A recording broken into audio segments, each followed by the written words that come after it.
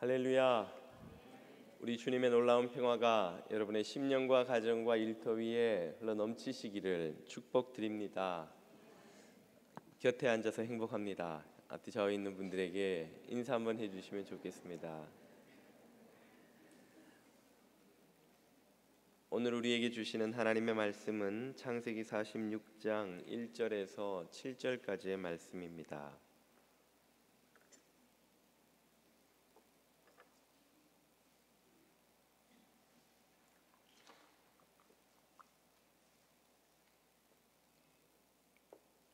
창세기 46장 1절에서 7절까지의 말씀을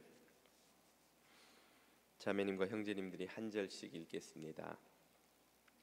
이스라엘이 모든 소유를 이끌고 떠나 브엘세바에 이르러 그의 아버지 이삭의 하나님께 희생 제사를 드리니 그 밤에 하나님이 이상 중에 이스라엘에게 나타나 이르시되 야곱아 야곱아 하시는지라. 야곱이 이르되 내가 여기 있나이다 하매 하나님이 이르시되 나는 하나님이라. 내 아버지의 하나님이 애굽으로 내려가기를 두려워하지 말라. 내가 거기서 너로 큰 민족을 이루게 하리라. 내가 너와 함께 애굽으로 내려가겠고 반드시 너를 인도하여 다시 올라올 것이며 요셉이 그의 손으로 내 눈을 감기리라 하셨더라. 야곱이 브엘세바에서 떠날 새 이스라엘의 아들들이 바로가 그를 태우려고 보낸 수레에 자기들의 아버지 야곱과 자기들의 처자들을 태우고 그들의 가축과 가나안 땅에서 얻은 재물을 이끌었으며 야곱과 그의 자손들이 다 같이 애굽으로 갔더라. 이와 같이 야곱이 그 아들들과 손자들과 딸들과 손녀들 곧 그의 모든 자손을 데리고 애굽으로 갔더라. 아멘. 예전에 어느 교우와 대화를 하던 중에 제가 여쭈어 보았습니다. 미국 생활이 어떠셔요? 여쭤봤더니 그분 말씀이 아이고 목사님 기대와 달리 어려운 일이 참 많네요. 이런저런 문제가 있어서 좀 녹록치 않은 이민 생활입니다. 아이고 그러면 뭐 한국으로 돌아가시는 게 나으려나요? 웬걸요 한국을 다 정리하고 와서 돌아가지도 못합니다. 그러면 어떻게 하시면 좋습니까? 뭘 어떻게 하겠어요? 적응하고 살아야지. 그분의 결론은 미국은 적응하고 살지 않으면 안 되는 곳이었습니다. 여러분에게 미국은 어떤 곳인가요? 부푼 꿈을 안고 한국을 떠나 또 중국을 떠나 또 아르헨티나와 브라질을 떠나 미국 땅에 발을 디딘 분들, 여러분들 중에 아마 사업이 뜻대로 되신 분들, 자녀가 기대한 것처럼 잘 성장해 준 분들은 미국은 꿈의 땅이요 축복의 땅이다 생각하실 수 있을 터이고, 또 기대와 달리 그런저런 기대들이 잘 충족되지 않은 분들, 예기치 않은 어려움을 만난 분들은 미국은 참 고생의 땅이요 참 아픈 기억의 땅이다 그렇게 여기는 분들도 계시리라 생각됩니다. 어떤 경험을 하느냐에 따라서 이 미국이 우리에게 축복의 땅이 되기도 하고 고난의 땅이 되기도 하는데, 우리 이민자에게 미국이 어떤 곳이라고 성경은 뭐라고 가르쳐 주실까요? 우리는 이 미국을 어떤 곳으로 이해하고 이 땅에서 살아가야 하는 것일까요? 그 답을 얻으려고 우리는 우리처럼 이주를 결정한 한 가족의 이야기를 오늘 살펴보려고 합니다. 바로 야곱 가족, 야곱 가문 사람들인데요.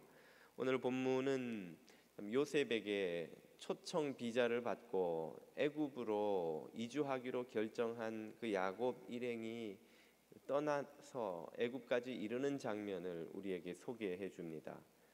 요셉이 참 애굽으로 일찍 건너가서 성공적으로 자리를 잡았죠. 그리고 바로에게 직접 가족 초청 비자를 얻어내서는 아버지 야곱과 일가를 다 애굽으로 건너오도록 합니다. 혹독한 흉년을 피할 수 있게 된 참 좋은 기회지요. 바로 그 장면을 1절은 이렇게 설명합니다. 이스라엘이 모든 소유를 이끌고 헤브론에서 떠나 브엘세바에 이르러 그의 아버지 이삭의 하나님께 희생 제사를 드리니. 처음 이 이주길을 떠나는 장면인데요. 여기에서 왜 야곱이 브엘세바에 이르러서 제사를 지냈는가? 야곱이 제사를 지낸 게 한두 번이 아니겠죠. 그런데 굳이 왜 이 브엘세바에서 이주길에 나선 야곱이 제사를 지낸 것이 여기에 기록되어야 하는가? 그리고 그 브엘세바에서 제사 드린 대상이 그냥 하나님도 아니고 자신의 하나님도 아니고 아버지 이삭의 하나님입니다. 왜 아버지 이삭의 하나님께 희생 제사를 드리는가? 이 구절이 주는 의미를 생각해 봐야 합니다. 먼저 브엘세바와 아버지 이삭에 대해서 생각해 봐야 되는데요. 창세기 26장으로 가면 흉년을 만나서, 그때도 공교롭게도 흉년이군요. 그 블레셋 땅으로 피했던 이삭 가족이 그 원주민들의 그 텃세를 만나서는 그들이 우물을 뺏고 거기를 메워버리고 하는 일을 겪으며 고생을 하고 이리저리 피해 다니다가 마침내 갈등을 극복하고 정착한 곳이 바로 이곳 브엘셰바입니다. 이 브엘셰바에서 이삭이 고민에 빠져 있을 때에 하나님이 우리 아버지 아브라함에게 이 땅을 주시겠다고는 했는데 이 원주민들이 나를 이렇게 텃세를 하는 거 보니 과연 내가 여기에 정착해 살 수 있을 것인가? 하나님의 약속은 이루어질 것인가? 하는 의문에 빠져 있을 때에 하나님이 이삭에게 나타나셔서 이 땅을 너의 아버지 아브라함에게 약속한 대로 너와 네 자손에게 주겠다. 그렇게 약속해 주신 곳이 바로 이 브엘셰바인 거예요. 지금 야곱은 그 아버지가 약속을 받은 땅에 온 것이죠. 그리고 동시에 이 브엘셰바는 또 한 가지 의미가 있는데요. 그것은 바로 가나안 땅의 남쪽 경계라는 것입니다. 성경에서 가나안 땅을 가리킬 때 흔히 쓰는 표현이 단에서 브엘셰바까지예요. 단은 가나안의 북쪽 경계요, 브엘셰바는 남쪽 경계입니다. 그러므로 이 브엘셰바를 지나면 이제 가나안 땅을 완전히 벗어나게 되는 것이죠. 가나안 땅의 마지막 관문인 것이죠. 애굽으로 가는. 자, 이곳에 도착한 야곱이 제사를 지냈습니다. 제사는 여러분 우리로 치자면 예배, 기도라고 할 텐데 여러분은 언제 예배를 드리거나 기도하러 나오시나요? 보통 주일과 같은 정기 예배가 아니라면 우리가 갑자기 예배를 드려야 되겠다라고 생각했을 때는 아주 기쁜 일이 있을 때 정말 가끔 그런 생각을 하죠. 그리고 아주 힘든 일이 있을 때 거의 매번 그런 생각을 하죠. 우리가 되게 갑자기 기도를 드리겠다 이런 마음을 먹을 때는 뭔가 큰 걱정거리가 있을 때예요. 뭐 갑자기 수술을 받게 됐거나 비즈니스가 어렵거나 자녀에 무슨 문제가 생겼거나 이런 때 우리는 기도를 안 하던 기도를 갑자기 막 시작을 하죠. 야곱이 지금 브엘셰바에서 제사를 드렸다는 게 중요한 이유는 이곳에 도착한 야곱의 마음이 굉장히 혼란스럽기 때문에 그런 것입니다. 야곱은 지금 나이가 어떻게 됐나요? 연로한 노인이 되었죠. 이 나이에 가나안을 떠나면 어떻게 되겠습니까? 과연 내가 이 땅에 살아서 돌아올 수 있을 것인가? 먼 타향 애굽 땅에서 죽으면 우리 아버지 이삭, 할아버지 아브라함이 묻힌 헤브론의 막벨라 굴에 누가 나를 장사 지내줄 것인가? 내 자손들은 과연 그 애굽 땅에서 안전할 수 있을 것인가? 그들은 이 조상들이 받은 하나님의 약속을 기억하고 이 가나안 땅으로 돌아오려고 할 것인가?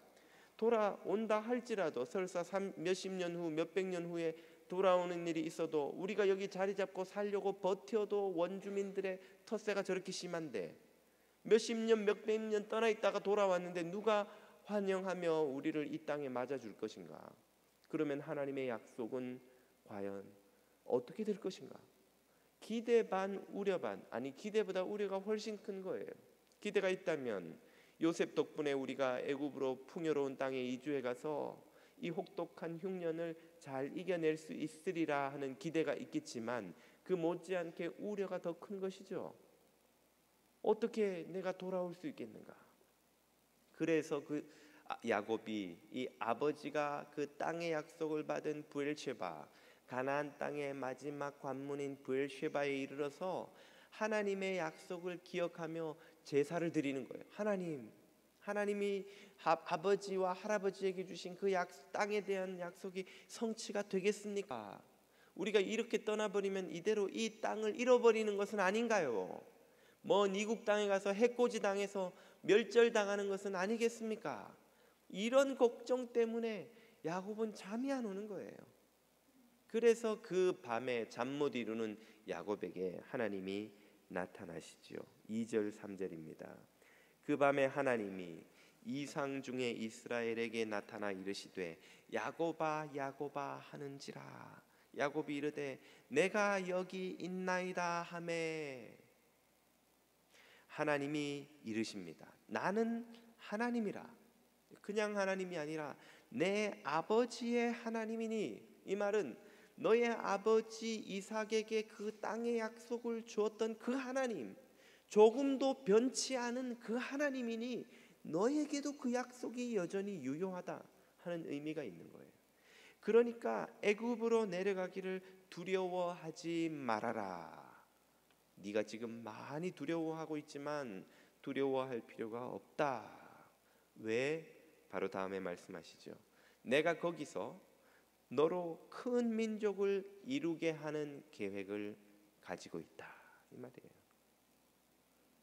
지금 야곱은 흉년을 피해 떠나가지만 야곱의 눈에는 그것밖에 안 보이지만 하나님의 눈에는 야곱을 애굽으로 보내서 이 흉년을 이겨내게 할 뿐 아니라 그와 그의 민족이 큰 민족이 되게 하시려는 계획을 가지고 계시는 거예요. 야곱은 지금 애굽 가서 해코지 당해서 우리 부족이 멸망하지는 않을까? 그게 걱정인데 하나님은 더 나아가서 멸망하지 않는 정도가 아니라 큰 민족을 이룬다는 말씀이죠. 큰 민족을 이루려면 야곱의 자손들이 해코지 당하면 됩니까? 안 됩니까? 안 되죠. 해코지 당해서 다 죽어버리면 어떻게 민족이 나옵니까? 큰 민족이 되려면 번성해야 돼요. 많은 자녀를 낳아야 돼요. 많이 낳아도 먹을 것이 있고 풍족하고 안전하지 않으면 그 민족이 번성할 수 있어요?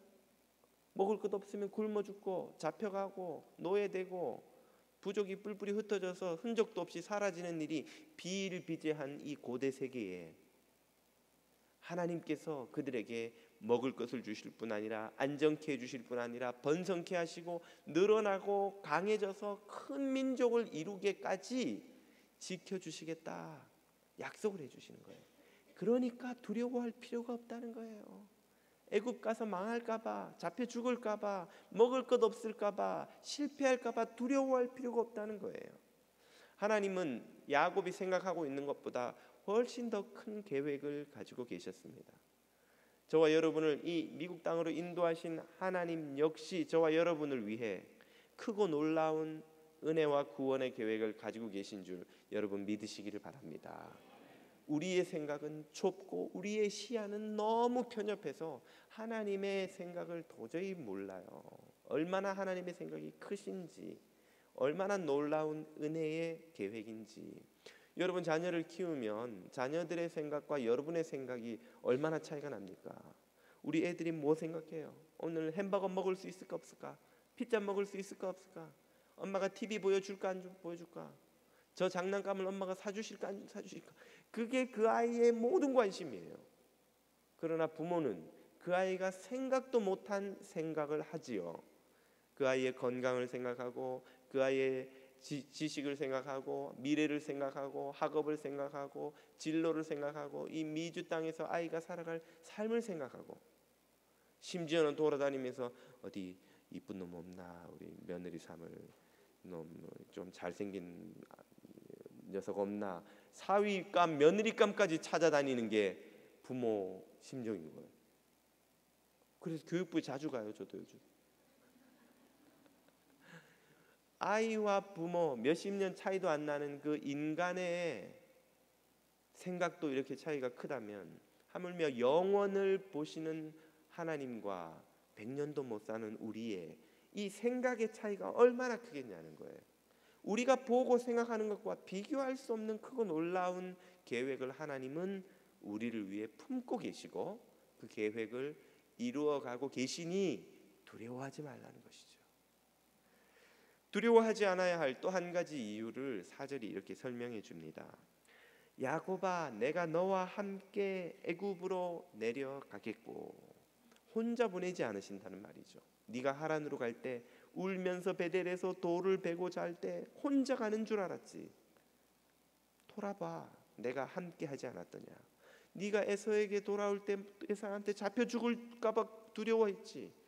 기억해봐, 내가 너와 함께 왔잖아. 그래서 이 가나안도 내가 너와 함께해서 지금까지 지켜주었잖아. 이제 애굽도 내가 너와 함께 갈 거야. 가서 어떻게 합니까?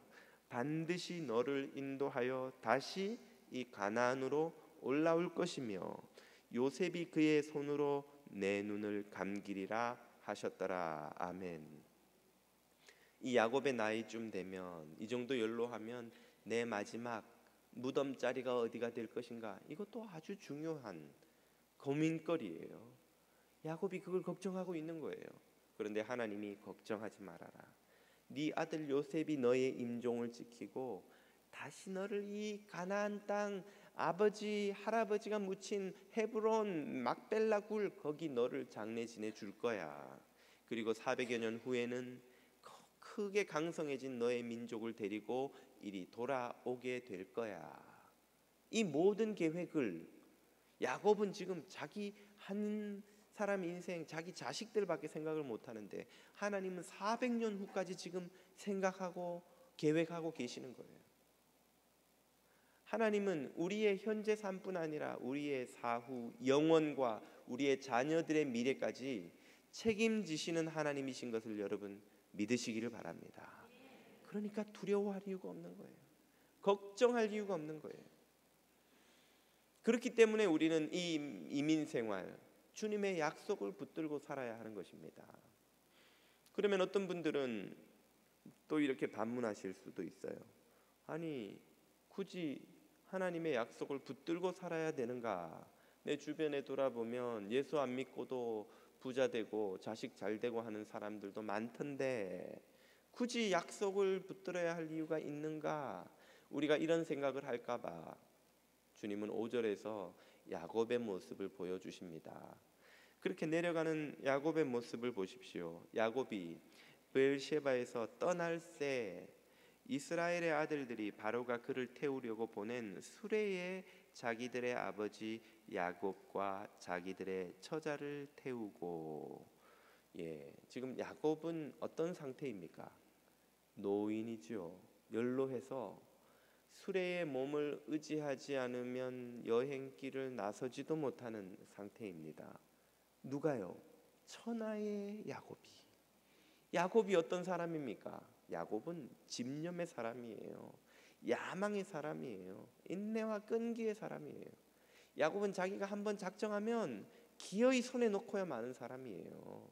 생각해 보십시오. 장자권을 쥐려고 야곱은 형도 속이고 아버지도 속이고 기어이 목숨을 걸고 그걸 손에 넣잖아요.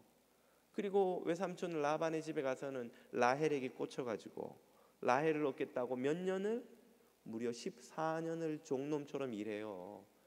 여러분, 한 여자를 위해서 14년을 종놈처럼, 오늘 집에 가시면 남편한테 한번 물어보세요. 당신은 1년 반이라도 어디 가서 종노릇 할 수 있어? 날 위해서? 괜히 가정의 불화를 목사가 드리는 것 같아서 죄송한 마음입니다. 14년은 그냥 1년 반, 어디 한 달 반만 날 위해서 종노릇 하고 오라 그래도 갑자기 목사의 상담거리가 막 폭발적으로 늘어날지도 몰라요. 야곱은 그 14년을 라헬 얻겠다고 이를 악물고 종노릇을 해내서 기어이 라헬을 얻어내는 사람이에요. 심지어 야곱은 야복강에 와서는 에서를 만나기 전에 밤새 누구와 싸워 이깁니까? 천사와. 환도뼈가 위골돼서 쩔뚝쩔뚝거리면서도 천사를 놔주지 않아요. 기어이 이겨내고야 말아서 천사가 두 손 두 발 다 들고 축복하고 도망가듯이 떠나지요. 거기서 천사를 이겼다는 말은 하나님을 이겼다 그 말이에요. 다시 말해 하나님도 네 고집대로 해라 이거 말. 우리가 살다 보면 그런 캐릭터들이 있잖아요. 저도 아이들을 여러 키우다 보니까 요즘 아내가 저한테 자꾸 진리를 좀 디스하지 말라고 부탁을 하던데 운명인 걸 어떡하겠어요. 실제로 새 놈을 키워보면 다른 애와 얘는 달라요. 얘는 뭐 겁도 없어요. 뭐 다른 애들은 그럼 안 돼 막 이렇게 막 하면 벌써 인상이 숙연해지고 경건해져요. 아빠가 화났구나, 빨리 미안한 척 해야 이 상황이 끝난다. 얘는 뭐 왔어 그래서 몰라? 아니 절대 잘못했다 소리를 안 해요. 손 들고 있어. 방에서 이렇게 손 들고 있으면 5분만 있다가 보면 평화나 사랑에는 벌써 눈에 눈물이 글썽글썽해서 뭐 잘못했어요. 우리 진리는 장난치고 막 팔도 내려가지도 않아요. 얘는 한 10분 20분 있다 제가 걱정이 돼서 문을 열고 살짝 열어봐 팔도 그대로 있어. 표정도 하나 안 변해요. 잘못했다고 그래야 팔 내리고 밥 먹지. 뭐? 절대로 물러서지 않는 아이. 야곱이 그런 사람이에요. 야곱이. 그런 야곱이 지금 어떤 모습으로 있습니까? 연로해서 제 몸 하나도 이제는 건사에 여행길에 나서지 못하는 이 장면을 보며 여러분 무엇을 느끼세요? 세월의 무상함을, 인생의 무상함을 느끼지 않으십니까? 무상하다, 항상 상자를 씁니다. 한결같은 게 없다는 말이에요. 예전 같은 게 없다는 말이에요.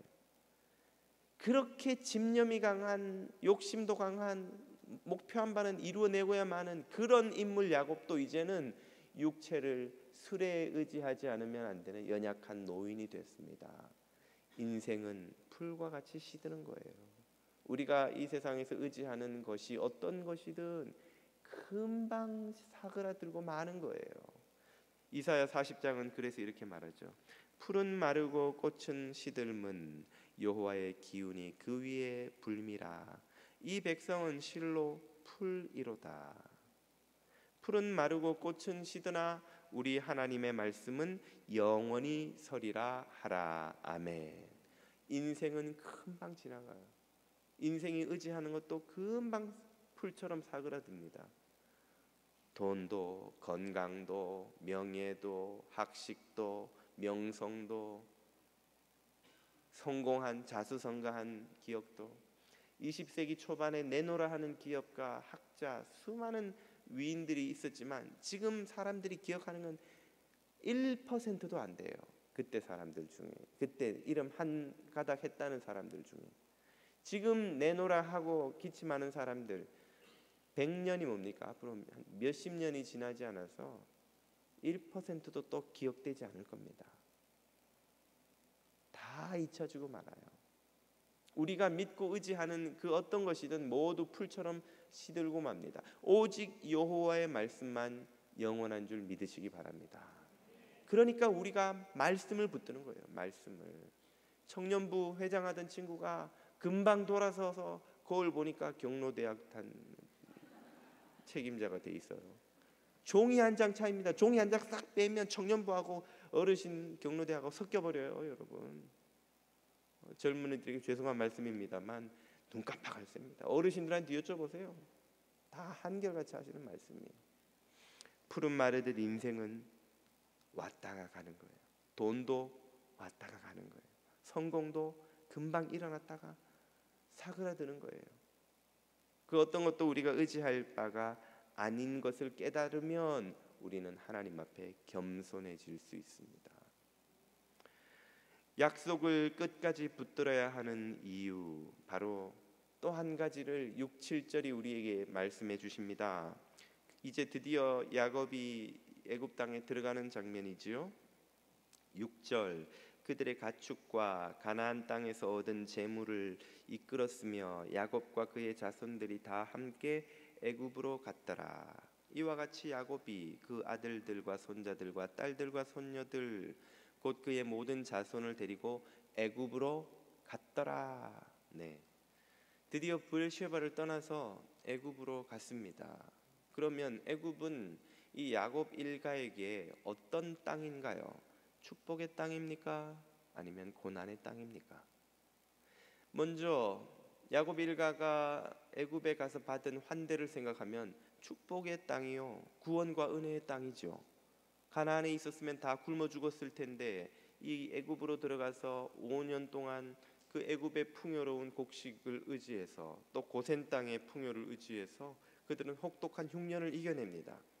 그리고 요셉의 이 총리라는 이 병풍과 같은 그 보호를 받으면서 여러 가지 혜택도 누리면서 성공적으로 그 땅에서 번성해 가요. 그것만 보면 축복의 땅, 성공의 땅, 기회의 땅, 은혜의 땅이죠.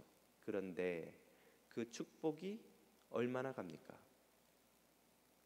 얼마 가지 않아요. 왜입니까? 그들에게 병풍이 되어준 요셉이 죽잖아요.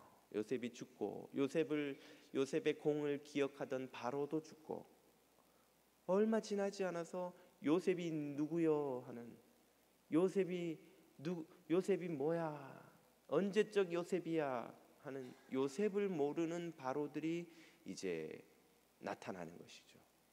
그러자 요셉 덕분에 귀한 손님 대접을 받았던 그 야곱 일가가 애굽 사람들에게 눈의 가시로 변해버립니다. 아니 저것들은 뭔데 남의 땅에 들어와서 우리 땅을 차지하고 우리 돈을 벌고 우리 가축을 저렇게 키우면서 잘 먹고 잘 사는 거야 하는 손가락질을 질시를 받죠. 요즘 한국이고 미국이고 외국인 노동자가 우리 잡을 다 뺏어간다 하고 온갖 있는 말 없는 말 다 뒤집어 써야 하는 이유와 비슷한 거예요. 항상 객들은 질시의 시선을 받는 것입니다. 결국 그 축복의 땅, 구원의 땅이었던 애굽이 야곱 일가에게 무엇으로 바뀝니까? 고난의 땅, 눈물의 땅, 억압의 땅으로 금방 바뀌어버려요. 그래서 그 귀한 손님 대접을 받던 야곱 일가가 모두 그 땅에 무엇으로 전락해버립니까? 노예가 돼버립니다. 억압이 시작되고 박해가 시작되고 빼앗기고 착취당하고 이제 눈물로 호소하며 하나님께 우리를 구원해달라고 부르짖지 않으면 안 되는 처지가 돼버린 거예요. 애굽 땅이 뭘로 바뀌었습니까? 고난의 땅이 되었어요. 눈물의 땅이 되었어요. 슬픔의 땅이 되었습니다. 자, 그러면 애굽은 야곱 가문에게 축복의 땅입니까? 고난의 땅입니까? 축복의 땅이었다가 고난의 땅으로 바뀌었어요. 어느 게 정답입니까? 정답은 애굽 땅은 야곱 가문에게 잠시 머물다 떠날 땅이라는 것입니다. 그것은 영원히 축복의 땅이 되는 것도 아니에요. 영원히 고난의 땅이 되는 것도 아니에요. 남의 땅이에요. 야곱 가문이 결국 돌아올 곳은 어디입니까? 바로 가나안 땅, 약속의 땅이거든요. 그 땅에 돌아오기 위해서 하나님이 잠시 머물게 하셔서 이 혹독한 흉년을 피하게 하시고 민족을 크게 번성하는 계기를 만드시기 위해서 사용하신 잠시 머무는 땅이었을 뿐인 것이죠. 영원히 축복의 땅도 아니요, 영원히 고난의 땅도 아닌 것입니다. 바로 이것이 오늘 우리 이민자 성도들에게 있어서 미국이라는 땅의 의미입니다. 미국에서 좀 돈을 벌고 성공하고 계획대로 됐다면 여기는 축복의 땅이로구나 생각할 수도 있고, 또 뜻대로 안 되었다면 여기는 고난의 땅이로구나 생각할 수도 있지만, 이것도 저것도 모두 한순간 우리가 잠시 느끼는 것일 뿐이에요. 별 차이도 없는, 별 것도 아닌 문제입니다. 미국뿐 아니라 우리가 떠나온 한국, 중국, 아르헨티나, 브라질, 또 혹은 거기가 어디든지 이 세상의 어떤 땅도 우리가 영원히 머무를 땅이 아니라 잠시 머물다 돌아갈 땅임을 깨달으시기를 축복드립니다. 우리가 돌아갈 곳은 하나님이 우리에게 약속하신 새하늘과 새 땅, 하나님의 나라입니다. 그 땅을 바라보고 살아가며 야곱이 혹시 이 가나안에 못 돌아올까 봐 가나안 땅이 그의 영원한 본향임을 깨닫고 주님 앞에 나가 기도했던 것처럼 우리도 새하늘과 새 땅, 하나님의 나라가 우리가 마침내 다다를 종착지요 영원히 머무를 땅임을 깨닫고 또 이 땅이 우리가 잠시 머물다 가는 곳임을 깨닫고 그 영원한 나라를 위해 살아가는 것, 그것이 성도의 삶인 것이죠. 그것이 오늘 이민자로 살아가는 우리들이 고향을 떠나지 않았본 사람들보다 훨씬 더 생생하게 느끼는 진리입니다. 태어난 곳에서 지금까지 살아온 사람들은 떠난다는 게 무슨 말인지 몰라요. 잠시 머문다는 게 뭔지 잘 몰라요. 그러나 이민자는 잠시 머문다는 말이 뭔지 압니다. 나는 캘리포니아에 10년 머물 줄 알고 갔는데 한 3년 있다가 또 떠나와야만 했어요. 아, 금방 떠나는 곳이구나. 뉴저지에 지금 계시지만 여기 오시는 동안에 얼마나 거쳐온 데가 많으세요. 살다 보니까 다 영원히 머물 곳이 아니라는 거예요. 금방금방 떠나야 한다는 걸 우리는 다 겪지요. 그것을 알게 되면 우리는 이 땅에서의 일로 일희일비하지 않고 끝에 결국은 도달하게 될 하나님의 나라를 바라보는 믿음과 인내를 얻게 되는 것이죠. 제가 LA에서 부목으로 섬길 때에 친하게 지낸 한 목사님이 어느 날 본인 간증을 하시는 것입니다. 저와 연배가 비슷하니까 지금 30 후반인가요? 아마 그쯤 되셨을 땐가? 아마도.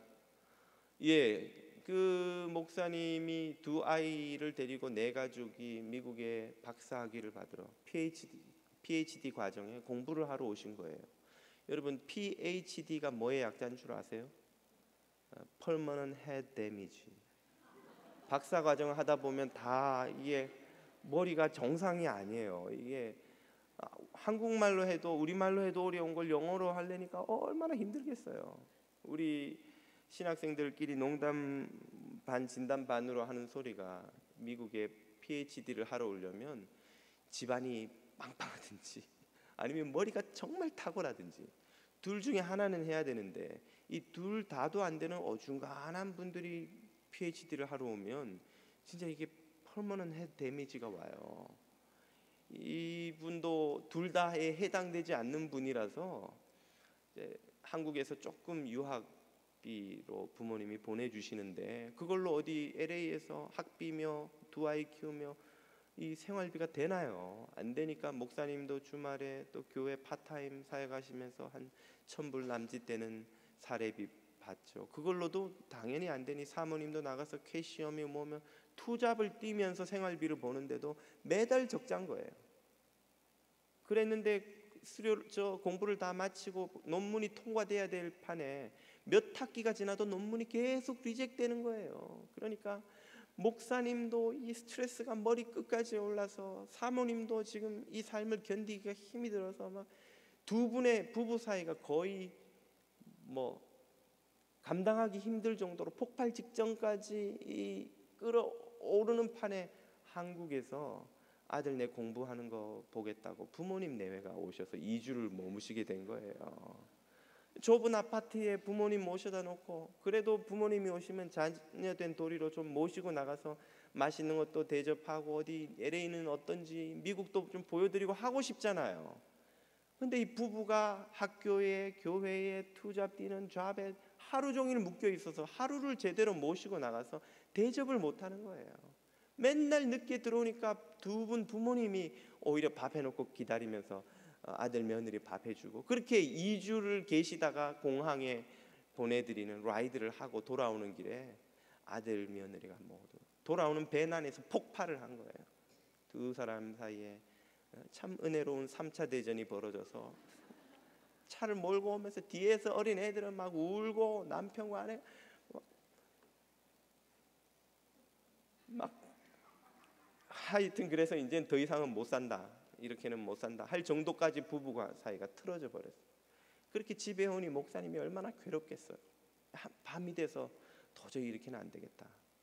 어떻게든 풀어야 우리가 살지. 그리고는 딴애나 사모님을 위로해 주겠답시고 잘 시간이 다 됐는데 애들 다시 밴에 태우고 여보 드라이브 갑시다. 그래서 LA 그 시원한 바닷가에 바람 쐰다고 드라이브를 나갔는데 이 LA 바닷가에 불도 잘 없고 한데 길을 잘못 들어가지고 모래밭에 밴이 빠져버린 거예요. 빠져보신 분은 아세요. 그 아무리 밟아도 안 됩니다. 그러니까 사모님한테 핸들을 맡기고 목사님이 나와서 막 뒤에 뒷바퀴 모래를 파내는데 바퀴가 돌아가니까 막 모래가 얼굴에 비처럼 쏟아져서 숨도 못 쉬겠는데 막 컴컴한 바닷가에서 그러고 있으니까 미치겠는 거예요. 내가 지금 뭘 하나 그러고 있는데 주님이 말을 거시더래요. 애야 너 지금 뭐 하냐? 뭐 하기냐? 모래 파내잖아요. 모래밭에 빠져서 오도 가도 못하는 그 차의 모습이 꼭 네 모습 같구나. 그 말을 듣는 순간 섭섭함이 폭발해 나오면서 막 눈물이 펑펑 쏟아지더래요. 주님 어떻게 저를 이렇게 안 도와주십니까? 유학생활 왜 이렇게 안 도와주시고 이 먼 미국 땅에 저를 보내셔서 왜 이렇게 저를 괴롭게 만드십니까? 막 바닷가에서 하나님 앞에 원망을 하며 눈물을 쏟아내자니 주님이 그렇게 말씀을 하시더래요. 나는 너를 향한 놀라운 계획을 가지고 있고 너를 사랑하고 너를 인도하고 있는데 너는 나를 의지하지 않고 그 박사학위를 붙들고 있구나. 박사학위가 네 길을 열어줄 거라고 믿고 박사학위를 의지하고 있구나. 네가 박사가 안 돼도 나는 너를 사랑하고 네가 박사가 안 돼도 너를 나는 인도할 터인데 너는 박사학위가 내 대신 너를 인도해 줄 거라고 믿고 있구나. 그 말씀을 듣는 순간 자신이 지금까지 의지하고 있는 것이 주님의 인도가 아니요 그분의 약속이 아니요 박사학위라는 걸 깨닫게 된 거예요. 그걸 깨닫고는 그 바닷가에서 펑펑 울면서 바다의 파도 소리를 의지해서 회개의 기도를 드렸답니다. 그리고는 지나가는 사람의 도움을 얻어서 겨우 밴을 꺼내서는 차를 몰고 집에 와 사모님과 마주 앉아서 그날의 결단을 말했다는 거예요. 여보, 내가 내 머리로는 안 되는 일인데 이 욕심 때문에 나도 괴롭고 당신도 괴롭고 모두를 괴롭게만 했고 내가 주님을 의지하지 않고 이 박사학위를 의지하고 있었어. 아내에게 용서를 구하고 그날로 박사 공부를 과정을 그만뒀습니다. 그리고는 주변에 알아봐서는 LA에 있는 어느 좋은 교회에 부목회자로 사역을 시작했어요. 그맘때 저를 만났습니다. 하는 말이 가슴에서 커다란 돌덩이가 뚝 떨어져 나간 것 같아요. 큰 돌을 가슴에 안고 살았는데 얼마나 마음이 편하고 행복한지 모르겠다는 거예요. 그렇게 부교육자 생활을 즐겁게 하시다가 제가 뉴저지 장로교회로 온 후 한 1년쯤 지난 후에 한국에 있는 아주 좋은 교회에 청빙을 받으셔서 한국 들어가셨어요. 목회를 얼마나 잘하시는지 몰라요. 건강하게 재미있게. 제가 두어 차례 교회를 방문했는데 교회 내에 지역 카페를 만들어서 그 지역에 있는 그 주민들이 다 교회로 들어올 수 있도록 하는 그런 프로젝트를 비롯해 여러 사역을 하면서 너무나 건강하고 행복하게 잘 하시는 거예요. 정말 목회를 잘 하신다는 걸 제가 느낀 게 제가 한국을 갈 때마다 밥을 사세요. 말 안 했는데 그냥 연락만 하면 오라 그래가지고 맛있는 그 뭐 무슨 수원에 무슨 갈비가 맛있대나 뭐 그러면서 거기도 가고 거기도 밥 살 돈이 있구나 이분이. 정말 목회를 잘하세요. 이 목사님은 자신이 의지할 바가 박사학위가 아니라 하나님이시라는 것을 깨닫고 해방을 경험했습니다. 오늘 우리에게 참 복을 주는, 생명을 주는 땅, 참 복지는 이 미국 땅도 아니에요. 그렇다고 다른 그 어떤 것도 아닌 하나님의 나라인 것을 깨닫는 것이 저와 여러분을 모든 염려와 두려움에서 해방시켜 줄 줄로 믿습니다. 하나님만이 의지할 뿐이요, 하나님의 나라만이 우리가 구하며 살 곳입니다. 이 사실을 깨달으면 우리가 모든 염려와 근심과 무거운 짐을 내려놓고 주님의 인도를 쫓아 그분의 약속을 붙들고 달려갈 수 있는 것이죠. 오늘 저와 여러분이 우리 주님의 손을 붙잡고 그분 약속 굳게 붙들고 이 이민생활 믿음으로 승리하시기를 축복드립니다. 기도드리겠습니다.